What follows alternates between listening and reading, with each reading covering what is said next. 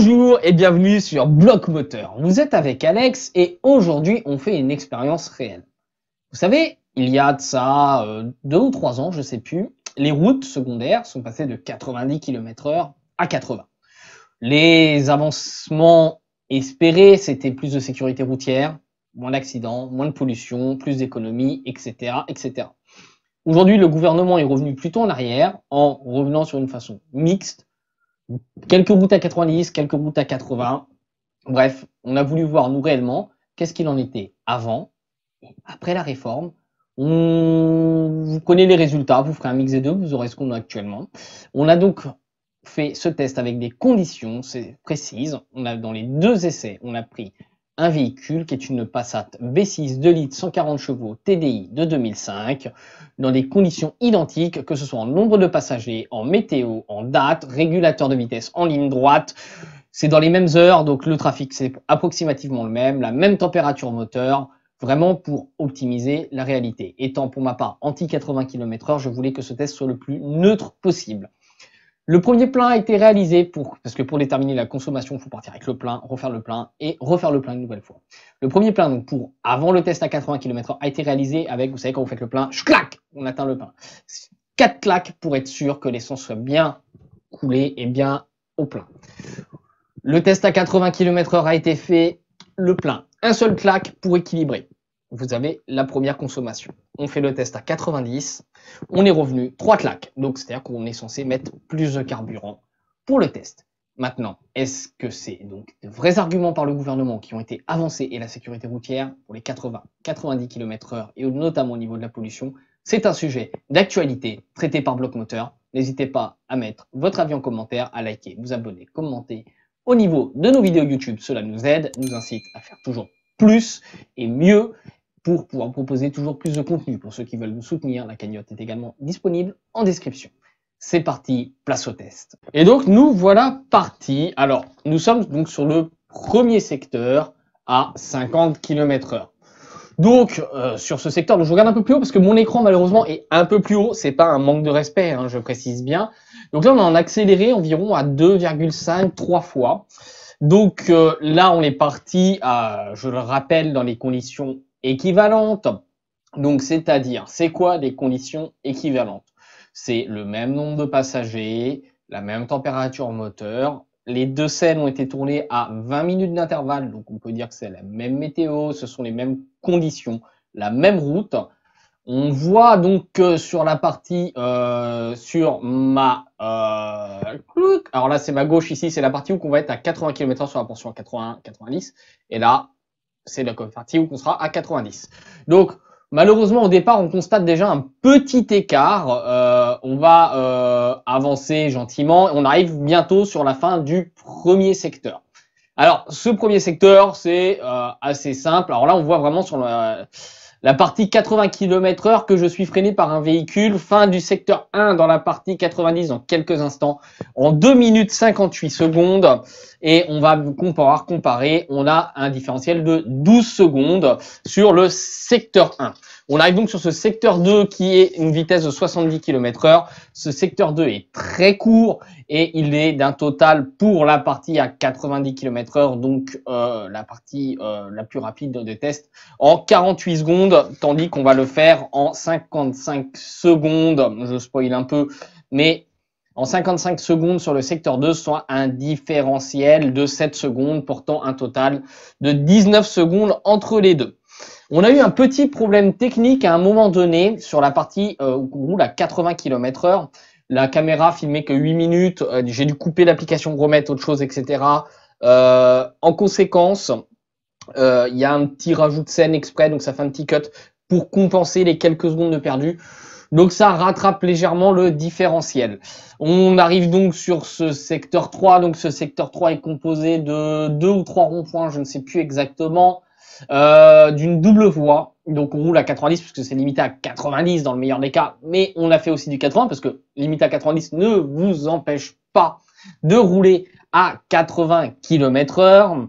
La route n'était pas spécialement humide, ce qui permet d'autoriser le roulage à 90 km/h. Là, je vois que j'ai un petit truc derrière moi qui est pas très esthétique. J'ai corrigé. Donc, ce secteur-là va durer un certain temps et c'est lui qui va être, je dirais, déterminant parce que c'est là qu'on fait notre test. Ce secteur 3 dure, je regarde mes fiches, permettez-moi, je vous le rappelle, 15,6 km. Donc là, on a déjà fait la moitié du secteur. Quand vous voyez des flashs qui apparaissent, c'est juste pour moi m'assurer que ça tourne. Donc tac, tac, tac, tac. Bon, ça peut déranger peut-être les autres. J'ai été embêté par le trafic dans les deux cas. Et là, on corrige le bug. On l'a essayé du moins. Et ça n'a pas fonctionné comme il se doit. Correction de bug. Et on continue de rouler. Voilà. Et donc, on poursuit notre chemin. Et là, on est sur le retour d'un côté et on avance toujours de l'autre côté. C'est pas ouf, ouf, ouf, mais on avance. Donc, on n'est pas totalement à la moitié du chemin. J'ai un petit peu exagéré, mais on avance assez vite puisque ce secteur-là dure en moyenne une dizaine de minutes. Alors, c'était une vitesse maintenue à l'aide du régulateur, je le rappelle. Voilà, on est enfin à la moitié du secteur 3 au niveau de la portion à 90 km/h, ce qui vous donne une différence de distance, on voit bien. L'avantage, c'est qu'on l'a filé vraiment au même lieu, au même endroit, de la même méthode, ce qui permet vraiment de comparer, vraiment d'avoir un avis concret, tandis que dans la partie à 80 km/h, on arrive sur la fin la moitié du secteur 3. Je vais y arriver. Du coup, en conséquence, on voit déjà qu'il y a un sacré différentiel. Alors vous allez me dire, il y a 19 secondes d'écart après le secteur 2, on est au secteur 3. On va voir ce que nous donne ce secteur 3 en durée dans la partie en premier lieu, vu qu'on en avance, on va pas se mentir, sur la partie à 90 km/h, et on va pouvoir comparer avec les 80 km/h. Seul problème, c'est que le secteur 4 étant très court, il semblerait que le 4 sera fini sur la partie à 90 km/h ici, avant même qu'on ait fini le 3 ici. Ça va permettre d'avancer un peu. Donc on avance tranquillement mais sûrement. On voit que j'ai été perturbé par le trafic dans les deux situations. Donc on peut vraiment parler d'équivalence, même si je dirais que dans la partie à 80 km/h, on a peut-être perdu vraiment une quinzaine de secondes de plus à cause du trafic. Mais en parallèle, il pleuvait un petit peu moins, conditions un peu meilleures. Donc j'ai envie de dire, ça s'équivaut. Alors là, j'avais été embêté par des véhicules qui n'avançaient pas, qui roulaient à ma vitesse. Je n'ai pas pu accélérer parce que le test aurait été faussé si je me mettais à 93, 94. Donc j'étais toujours à 90 quoi qu'il arrive pour ce test. Et on continue d'avancer, de rouler. Et voilà. Et on va voir que je vais être perturbé sur la partie à 90 par un super 4x4 qui, quand il m'a vu arriver, a fait exprès d'accélérer pour m'empêcher de le dépasser. Alors ça, c'est les gens typiques. C'est pas cool, c'est pas nouveau. J'ai un 4x4, c'est moi le roi du pétrole. J'ai un SUV, t'inquiète, j'ai pas de personnalité, mais je t'écrase. Bref, sans commentaire. Vous savez ce que je pense des gens qui ont des SUV d'ailleurs. Souvent, pas tous, pas faire une généralité, mais en général, c'est souvent ça. Alors, du coup, on avance sur la fin quasiment du secteur 3. Là, je dépasse le fameux 4x4. Tandis que les 80 km/h, le retour s'est passé vraiment au calme. Très peu de trafic sur la partie retour. Voilà ce qu'on peut en dire pour le moment. Alors, j'espère que c'est assez lisible avec le compteur en haut, etc. On a essayé de faire un truc assez sympatoche quand même. Dites-nous d'ailleurs si vous aimez bien ce type de montage. Et on arrive sur la fin du secteur 3 qui a été réalisé en 11 minutes 37 secondes.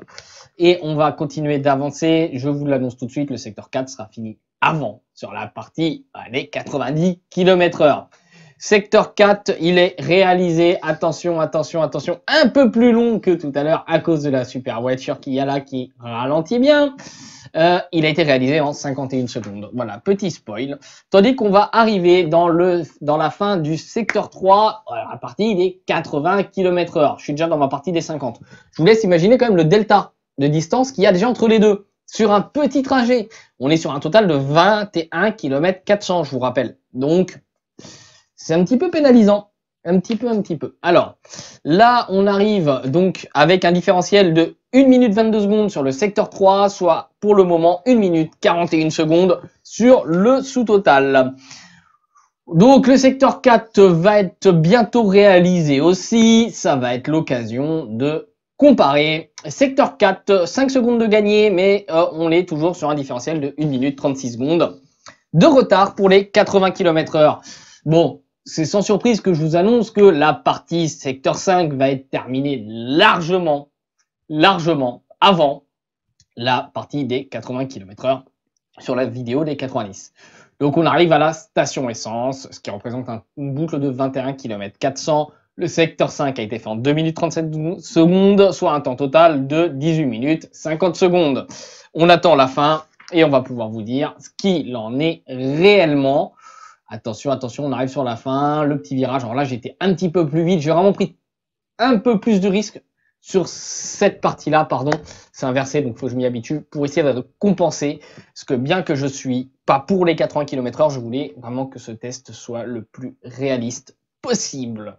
Donc on arrive sur la fin de notre secteur. Attention, attention, attention, attention. Et quand la vidéo va se couper, ça va être la fin et je vous affiche les résultats finaux. Et donc pour ce secteur 5, 2 minutes 43 secondes dans la partie à 80 km/h, soit 6 secondes de perdu, là encore une fois à cause du trafic. 21 minutes 31 secondes, soit 1 minute 41 secondes de plus. Je continue de lire mes fiches et donc on va faire le bilan temps consommation sur 1 heure. Cela représente à 90 km/h un gain de 7 minutes 34 secondes en moins par rapport à 80. Sur 100 km, cela représente 9 minutes et 24 secondes de gain, là encore en faveur des 90 km/h. Au niveau du carburant, le carburant, on est à 7,3% de consommation en moins à 90 km/h avec ce véhicule. J'ai pourtant fait en sorte de conduire de façon équivalente, même rapport, même type d'accélération, régulateur. Autrement dit, pour ce véhicule-là, les 80 km/h sont pénalisants de quasiment 10% si on se tient uniquement à la portion 80-90 km/h qui est de 15,6 km sur 21 km 400. Ça représente sur au 100 0,37 litres en moins. Ça n'a pas d'avantage au niveau des 80 km/h constatés, mis à part qu'on a plus le temps de voir le paysage. Pour ma part, je m'ennuie plus, je trouve cela plus dangereux. Donc moi, personnellement, sur ce test, je n'y vois aucun intérêt, aucun avantage. Passons donc désormais au bilan financier. Sur 1 heure mixte à 75% de route à 80 km/h, comme là c'est le cas, en prenant le SMIC horaire, on considère la perte salaire de 1,32 € par heure de route. Si on regarde le plein, un plein coûtera en moyenne 5 € plus cher, là encore dans les mêmes conditions, dans le cadre de 80 km/h au lieu de 90. Donc là encore, les 80 ne sont pas avantageux. On parle bien de 75% de trajet dans les portions à 80-90. Voilà ce que coûte la réforme dans le cas de la Passat B6. Donc, chacun en tirera ses conclusions. Je sais que ça va faire hurler. Dans notre test, en tout cas, selon notre façon de faire, les 80 km/h n'apportent aucun gain, ni en consommation, ni en temps. Il parlait de 2 minutes sur un trajet d'1 heure. Moi, j'en constate 7 à 9. Chacun verra donc comme il le veut. C'était donc ce test très important. Si vous avez bien aimé, n'hésitez pas à le mettre en commentaire, à liker, à vous abonner, à commenter, à faire tout ce que vous voulez de la vidéo. On se retrouve vendredi prochain pour une nouvelle vidéo sur Bloc Moteur. Et on en refera un. Et pourquoi pas cette fois sur les 110-130 km/h sur autoroute pour une comparaison vraiment la plus juste possible, afin d'en tirer des conclusions sur une réforme qui a été envisagée, notamment se disant pour la prévention routière et la pollution atmosphérique. Je ne sais pas pour vous, mais pour moi, une pollution se réalise aussi à la consommation, et quand on consomme plus, on pollue plus. Un moteur qui tourne plus, qu'il tourne 1 heure ou 1 heure et demie, il s'usera plus en 1 heure et demie, à ma connaissance aussi. C'était donc Alex pour Bloc Moteur sur ce test, cette expérience réelle. On espère que vous avez aimé, n'hésitez pas à commenter. À très vite et surtout restez à Bloc Moteur!